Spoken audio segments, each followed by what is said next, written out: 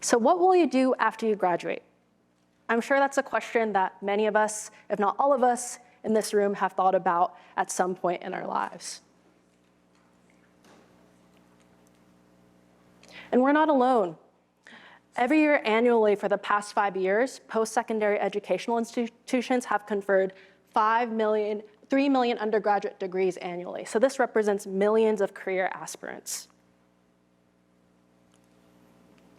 And of course, this question of what you will do after you graduate has particular implications for first-generation low-income college students, or students who are the first in their families to attend a 4-year institution and also graduate. And I think in the past 5 to 10 years, there's definitely been a focus on what I'll say FIGLY students from here on out, FIGLY students, because there's big implications for social mobility. Yet, while there's been really important research that's been done on the challenges that FIGLY students may encounter once they get into the college gates, there hasn't been as much research done on what happens after they graduate, which is arguably really important. However, there have been news headlines that have shown, hey, there is an uneven climb from college to career. There are achievement gaps that's more than who goes into college, but also what happens after they graduate. And of course, this question of what you do after you graduate may have particular salience at elite institutions. So places like Penn, where many students go into careers such as finance, consulting, and tech. And these kinds of careers are also very lucrative. So it's not uncommon for students to have 6-figure salaries once they graduate. So this led me to ask this research question. How do race and class shape the career choices of elite college students? And previous research has really focused on individualized work values. So this could be things such as work-life balance or passion, something I'm really interested in doing for my work. Of course, very important things.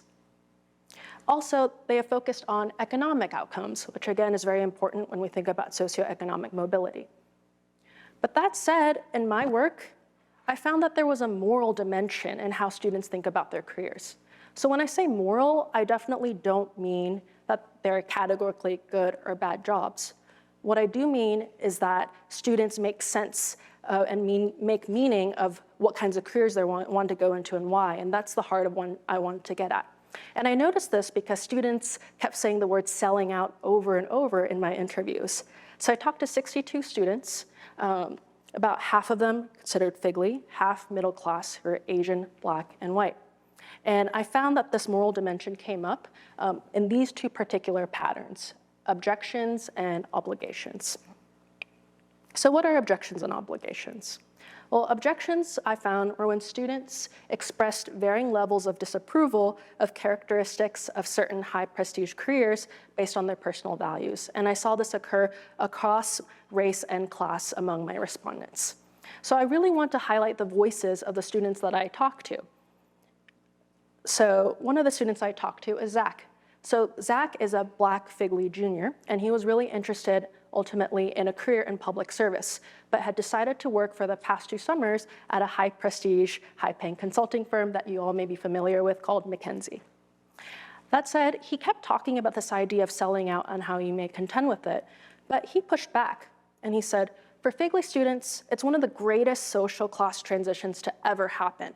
I literally went from my parents making $25,000 a year to getting paid more than half that in 1 summer. Nowhere else can that happen. It's just unrealistic to expect poor kids to come here, stay poor, and do purpose-driven work. They have to be able to survive, and you do that by making money. But that said, Zach still had objections, and he contended with those objections by choosing to do different things within McKinsey. So he told me, in my first call, my hiring and staffing manager asked, what don't you want to do? What are your moral reservations? Like they would specifically use the words moral reservations. And I told them, I don't want to do pharmaceutical work, and I don't want to do oil and gas. So you can clearly see here the dilemma of selling out that came up for Zach, but this is the way that he balanced this dilemma. Another pattern that I found were obligations. So this is when students directly referenced racial or family responsibilities as key aspects in the career decision-making process. And I primarily saw this among respondents who identified as FIGLY students of color. So another story I want to share is that of Amanda. So Amanda is an Asian FIGLY junior during the time of our conversation. And she had interned at Amazon this past summer, and she was set to return the following year. But I noticed in her conversation, she kept sighing over and over again and really didn't seem excited to go work at Amazon. She told me about a story that they told in Amazon, this story of frugality, where Jeff Bezos used an old door as a table, and that story was used to encourage frugality among its workers. So she told me, employees work really long hours and frugality is used as an excuse to not pay frontline workers well. But with that said, she still had this really strong family obligation. She told me, I'm like a safety net for them. I'm fully going into tech because I need to be stable and provide my family that financial support. My mom, I know she's not trying to pressure me, but after graduation, I'll go home and I'll live with my family and pay the rent and help my family financially there.